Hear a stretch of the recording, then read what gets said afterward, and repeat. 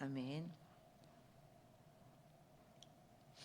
신에 대한 인간의 입장에는 신이 없다고 생각하는 무신론이 있고, 알 수 없거나 증명할 수 없다고 생각하는 불가지론이 있습니다. 그리고 신이 존재하며 그 신이 세상과 인간에게 영향을 준다고 보는 유신론이 있습니다. 유신론에서 보면 오직 한 분만이 절대적인 신이라고 믿는 유일신이 있고, 영역과 역할에 따라 여러 신이 존재한다고 믿는 다신론이 있습니다. 얼핏 신의 수에 따라 나누어 구별한다고 생각할 수 있지만, 수의 차이만 아니라 신의 본질, 세계관, 인간과의 관계를 어떻게 이해하고 있는지도 다른 입장을 가집니다.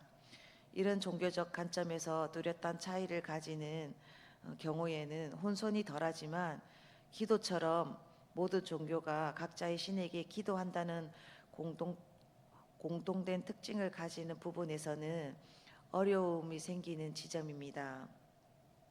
기도는 종교가 가지는 공통된 언어이지만, 기도하는 대상을 어떻게 이해하고 믿느냐에 따라 기도하는 형식은 물론 내용은 완전히 달라지게 됩니다.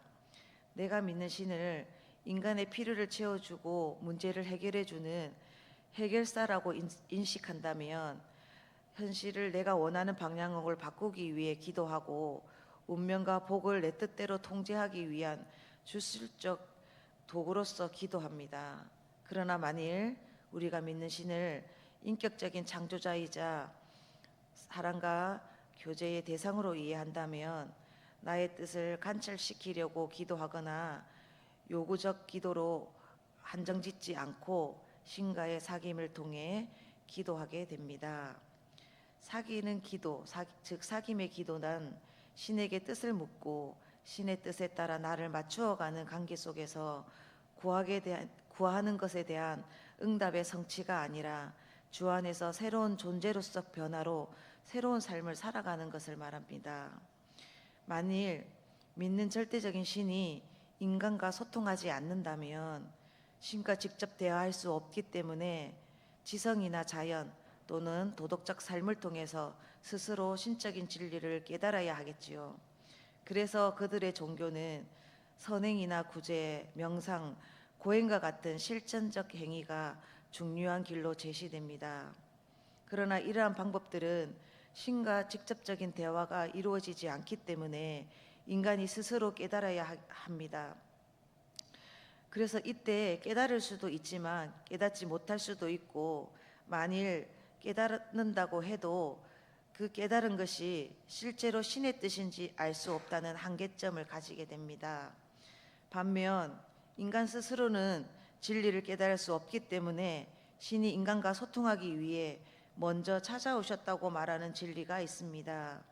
인간에게는 인식의 한계, 도덕적 능력의 한계, 영적의 한계 등 여러 측면에서 한계를 가지고 있어서 소통이 필요하다는 것입니다.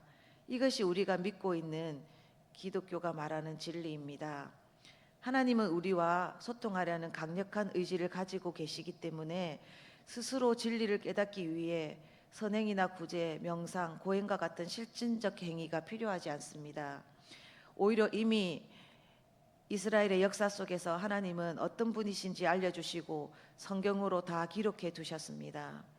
높은 자리에서 내려다보는 다른 종교의 신은 하찮은 인간에게 관심이 없기 때문에 인간은 자신의 소원이나 욕망을 이루기 위해 신을 설득시키려는 목적으로 기도하고, 비위에 거슬리면 저주를 퍼부을 수 있기 때문에 불행이 내리지 않도록 신의 비위를 맞추고 감화시키기 위해 도구적 행위로 기도를 합니다.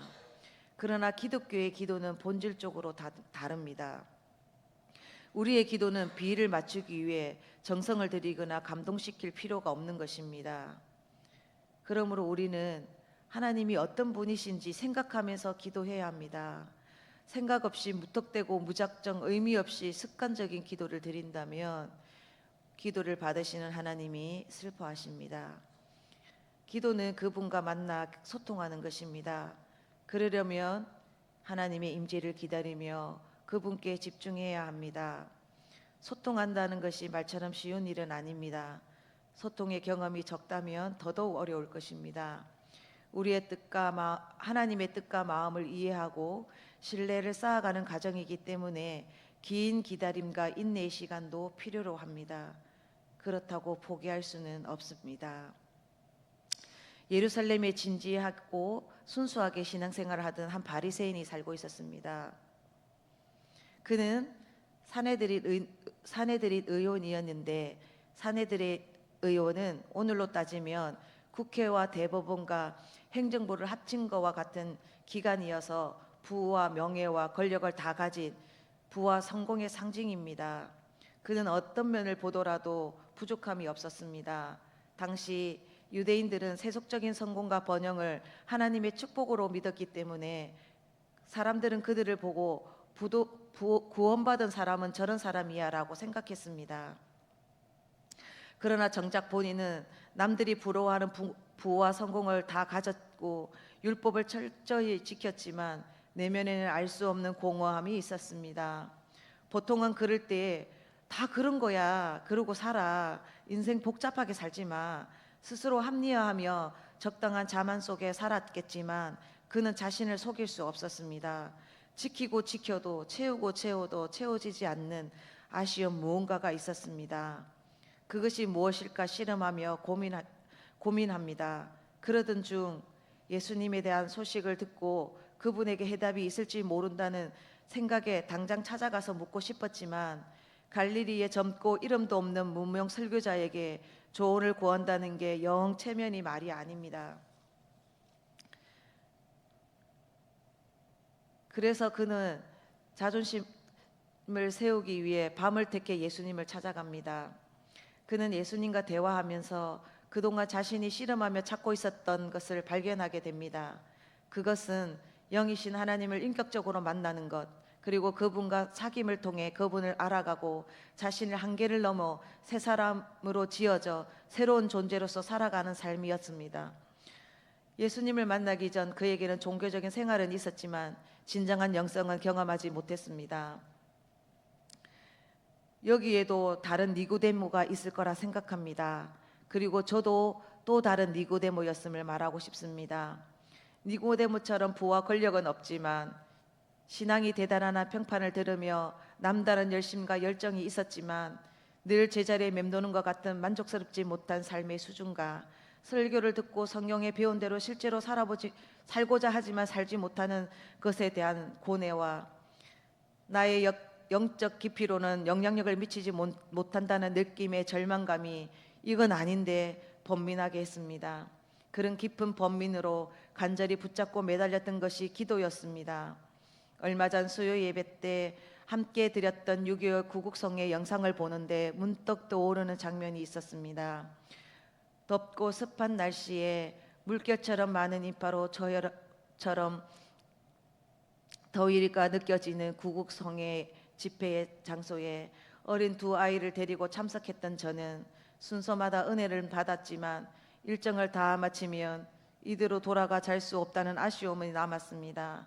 주님, 저도 오늘 설교에서 들었던 그들처럼 하나님을 만나고 싶습니다. 그때 계셨던 하나님, 지금 여기에 계시니까 저도 제발 만나주세요.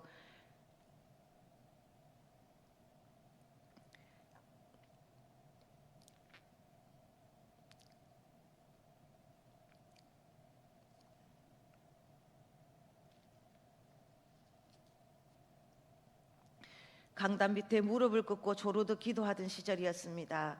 한 해, 두 해, 또 세 해를 지나도록 내게 느껴지는 하나님은 마침 나 어디 있게 찾아보아라 꼭꼭 숨어서 오래도록 침묵하셨습니다.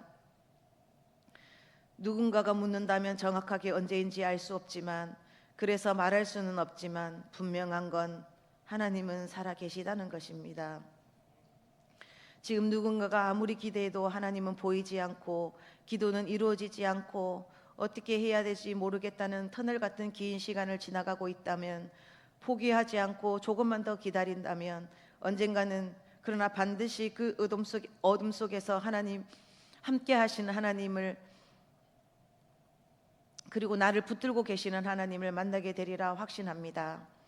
하나님을 만나 소통한다는 것이 힘이 들고 고생스러운 일이지만 그 길이 생명 길이기에 우리는 포기할 수 없습니다.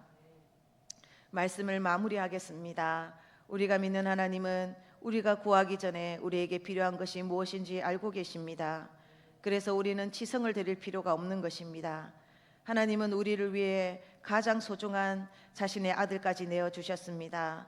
다른 무엇이 아까워 우리에게 주기를 주저하시겠습니까? 아들과 함께 모든 것을 선물로 거저 주고 싶어 하십니다. 이런 하나님이라는 사실을 알고 계십니까? 아는 것만으로는 충분하지 않습니다. 이런 하나님으로 믿어야 합니다. 머리에서 가슴으로 믿어져야 하나님의 주권을 인정하고 그분의 뜻에 순종하는 기도로 우리의 기도가 변화되어 갈 것입니다. 기도하겠습니다.